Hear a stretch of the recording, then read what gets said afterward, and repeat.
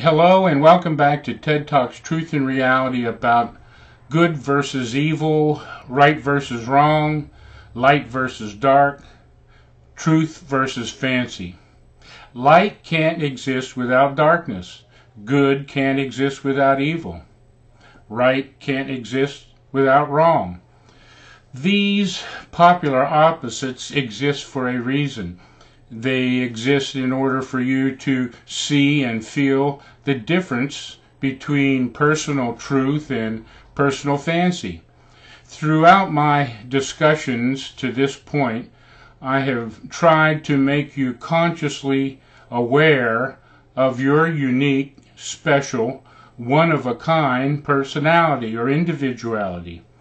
This individual singularity depends on your total inner honesty to and with the outside world you function and operate within. Your reality versus the outside actual reality.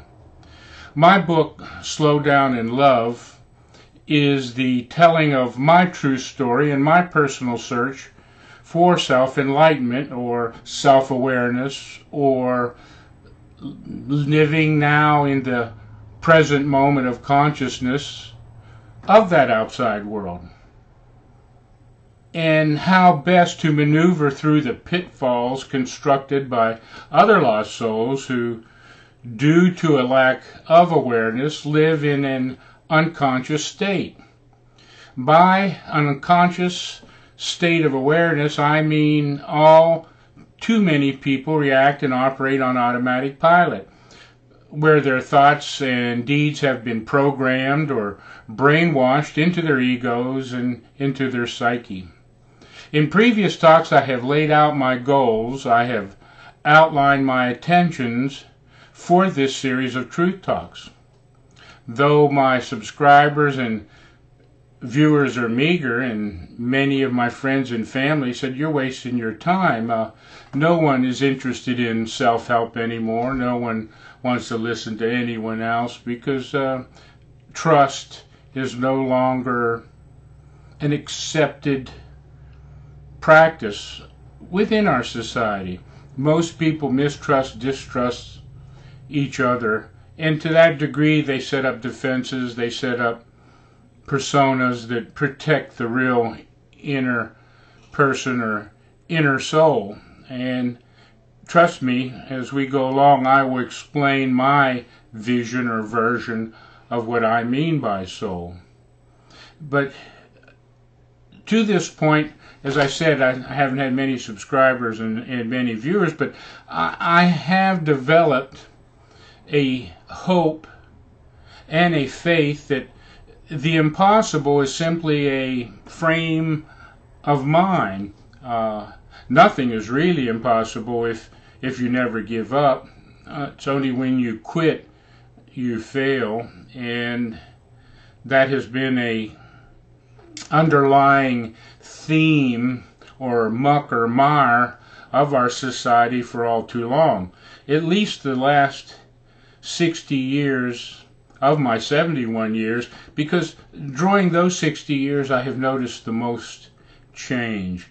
I've seen the family dissolve. I have seen murder and death rates and poverty and unemployment and welfare benefits become a reality. They weren't even part of my growing up. They developed as I became a teenager and older. The taxes, the regulations, those are things that are new under my watch. I was thinking the other day, I paid $3,500 for a brand new 1965 Cutlass Oldsmobile. My car payment is now equivalent to what it takes to fill up my Ford 150 truck.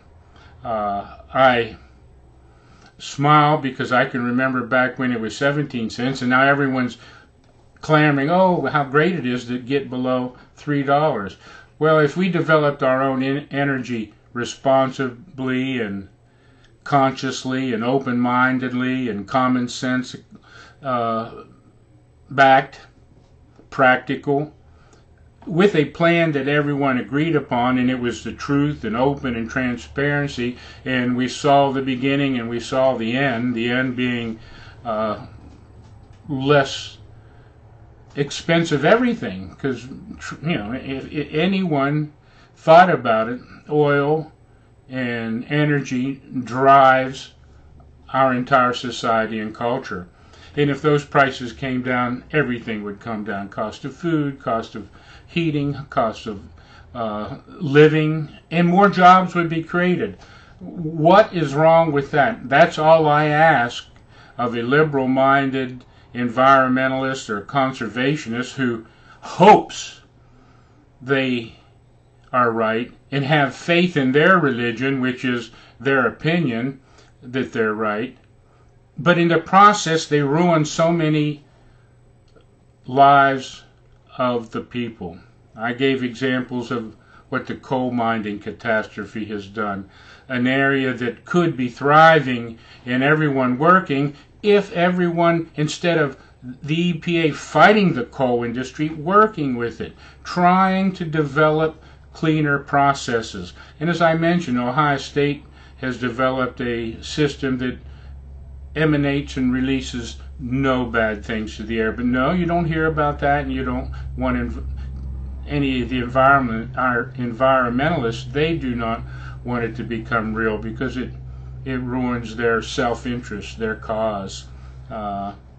Their opinion is declared wrong, just like the climate change advocates who are beginning to have to face the truth and live up to all their fabrications, because the truth finally wins out. And the truth I'm talking about is the truth that I'll relate to you in my story.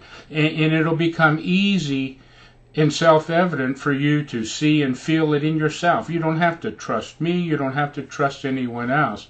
You will find it for yourself.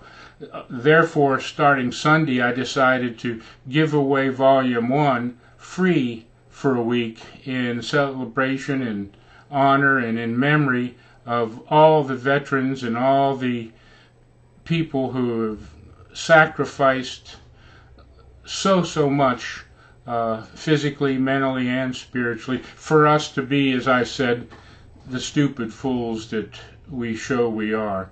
We just had an election yesterday, and it's like an etch and sketch. It's like an eraser. It's a chance to correct past mistakes.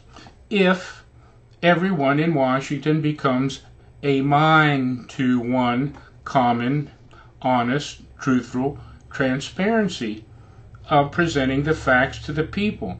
We have had charlatans and tricksters and liars and cheaters and selfish people running our government for all too long. The president made a press conference today, and he could have just cleared the board and said, I have been wrong to this point. What has happened in the past is over and done. I forgive you, I forgive me, I forgive everyone. Now let's work together and go forward with open, honest, truthful, transparent plans. Don't take pie in the sky, hope you're right, ideals that have been programmed and brainwashed into you from your very beginning. And most of the people still don't understand that, but I'll explain that in the course of Volume 1 and in Volume 2, which is freedom, after you learn what self-awareness and self-enlightenment and self-respect and self-responsibility does for you. It does free you up in the way that Jesus meant and the founders meant. You can't pursue happiness when you don't know that you're being drugged back into the past with so many concerns and worries and beliefs in things that you hope are right. Well, when we're through, you will not have to hope, and you will not have to I guess, think that you're right because someone else told you. You're going to know you're right because you're going to feel it within your heart. You're going to feel it within the glow that you emanate, the vibration you put out, the light you project, all those things that others have coined phrases and things for. I'm just telling you that it'll be a inner feeling because you will be the one having the conversation directly with the Creator. And the reason I say that is because when you begin those discussions and dialogues from your heart to the universe, the truth, the spiritual truth enters and it guides you to do the right thing and to think the right thing at the right time. I've struggled prior to this discussion wondering when was the right time. Last session I explained to you that this is the perfect time. It is the perfect time for you. It's the perfect time for me to do what's right. It's as simple as that. And I will, and I promise, get that across to you in the course of our discussions and you reading the book. The title encapsulates the whole thing.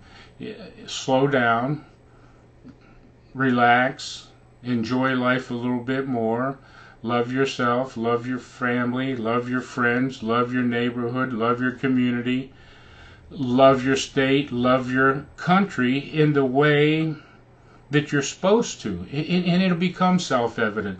I'm assured of that because it has for me and a few of the people that encourage me to go on, because no one's read this book yet besides me. You guys will be the first ones. You know, that should be a challenge. So I'm going to end right now because I feel that I've said enough to bring you along, because I want to invite you to join a spiritual crusade, not a physical crusade like in the past, but to retake your soul, your lost soul. It's yours, it belongs to you. And in the process of regaining that, you'll retake the spirit of what America is in your heart, in what you believe the flag and the eagle and God represents, the Creator represents, and what the Founding Fathers felt when they laid it out, because I think they put down the spirit of the truth. And what has happened, our politicians have been trying to attack the physical word, and that's where they're wrong. And you'll get to understand that too. So until Sunday, Godspeed.